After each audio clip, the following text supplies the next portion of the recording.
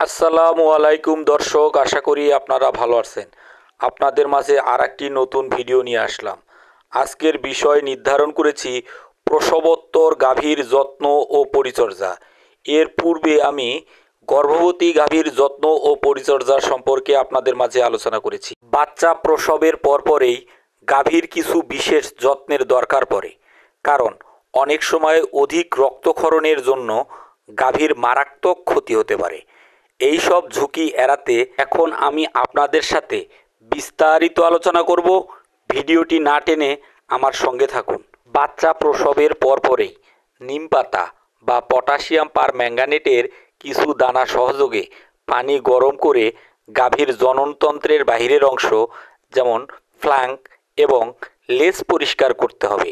এতে করে গাভী আরাম বোধ করবে ও জীবাণুমুক্ত থাকবে। গাভী যাতে কোনোভাবেই ঠান্ডা না লাগে সেদিকে ব্যাপক সতর্কতা থাকতে হবে। ঠান্ডা লাগলে উষ্ণতার ব্যবস্থা করতে হবে। প্রয়োজনে পরিষ্কার চট দিয়ে ঢেকে দিতে হবে। প্রসবের পরপরেই একটি বালতিতে কুসুম গরম পানির সাথে 1.5 কেজি গমের ভুসি, আধা কেজি চিটাগুড়, 50 গ্রাম লবণ মিশিয়ে গাভীকে খেতে দিতে হবে।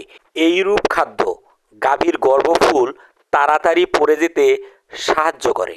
তাছাড়া কুসুম গরম পানিতে শুধু ছোলা গুড় মিশিয়েও গাভীকে খাওয়ানো যেতে পারে।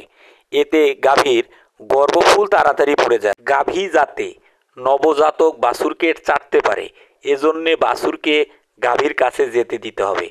গাভী উঠে দাঁড়াতে না পারলে তাকে প্রয়োজনীয় সাহায্য করতে হবে। প্রসবের পরপরই গাভীকে আংশিক দহন করতে হবে এবং বাছুরকে যত তাড়াতাড়ি সম্ভব শাল দুধ খাওয়াতে হবে। সাধারণত প্রসবের 2 থেকে 4 ঘন্টার মধ্যে গর্ভফুল বের হয়ে যায়। 12 ঘন্টার পরেও গর্ভফুল বের না হলে উপজেলা প্রাণী সম্পদ কর্মকর্তার সাথে কথা বলে চিকিৎসার ব্যবস্থা করতে হবে। আমি আপনাদের প্রত্যেকটা প্রসবোত্ত গাভীর যত্ন ও পরিচর্যার সম্পর্কে যে বাস্তব কথা তুলে ধরতেছি। একটি গুরুত্বপূর্ণ সতর্কতা হচ্ছে গর্ভফুল বের হওয়ার সাথে সাথে মাটিতে পুঁতে ফেলতে হবে। কোনো ক্রমেই যেন গাভী গর্ভফুল না খেয়ে ফেলে। গাভীর শাল দুধের প্রচুর পরিমাণে ক্যালসিয়াম থাকে। শাল দুধের সাথে অধিক পরিমাণে ক্যালসিয়াম বের হয়ে যাওয়ার ফলে গাভীর ক্যালসিয়ামের অভাবজনিত রোগ মিল্ক ফিভার হতে পারে।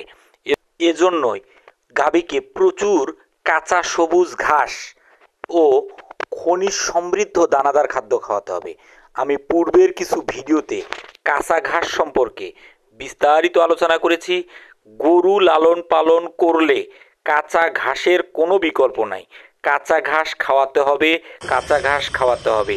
কাঁচা ঘাসের কোনো বিকল্প নাই। কাঁচা ঘাস না খাওয়ালে গরু লালন পালন করে কোনো ক্রমেই লাভবান হওয়া যাবে না। ভিডিওটি ভালো লাগলে লাইক করবেন। ধন্যবাদ।